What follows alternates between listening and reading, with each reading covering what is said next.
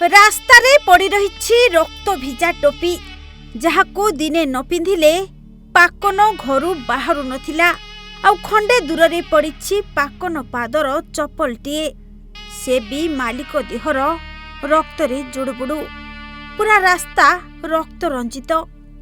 ଅଜଣା ଗାଡ଼ି ଚକ ତଳେ ଛେତେରା ହେଇଯାଇଛି ପାକନର ମୁଣ୍ଡ। ଅବଶିଷ୍ଟ ଦେହ ଛଟପଟ ହେଇ ଶିଥିଳ ହେଇଯାଇଛି ଯେମିତି। ଆଉ ନିର୍ଦ୍ଦୟ ଗାଡ଼ି ଡ୍ରାଇଭର ଗାଡ଼ି ଚଢ଼େଇ ପବନରେ ଯେମିତି କୁଆଡ଼େ ମିଳେଇ ଯାଇଛି। କିଛି ଏମିତି ଦୃଶ୍ୟ ଦେଖଣାହାରୀଙ୍କ ଛାତିକୁ ବି ଥରେଇ ଦେଇଛି ସକାଳର ସୁନେଲି କିରଣରେ।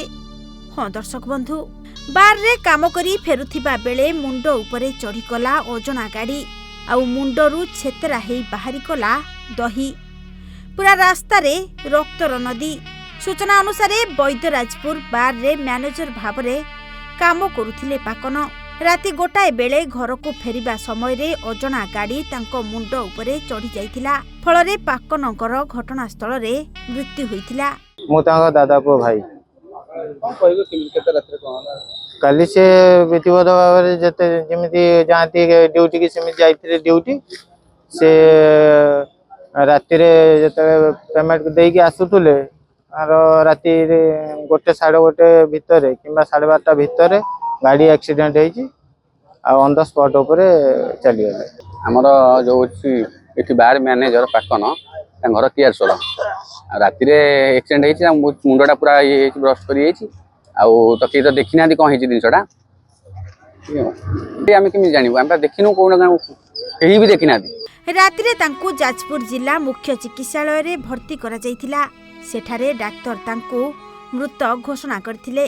ମୃତକଙ୍କ ପରିବାର ଓ ଯାଜପୁରର ପୂର୍ବତନ ବିଧାୟକ ପ୍ରଣବ ପ୍ରକାଶ ଦାସ ଆଜି ଆସି ମୃତକଙ୍କ ପରିବାର ପାଖରେ ପହଞ୍ଚିଥିଲେ।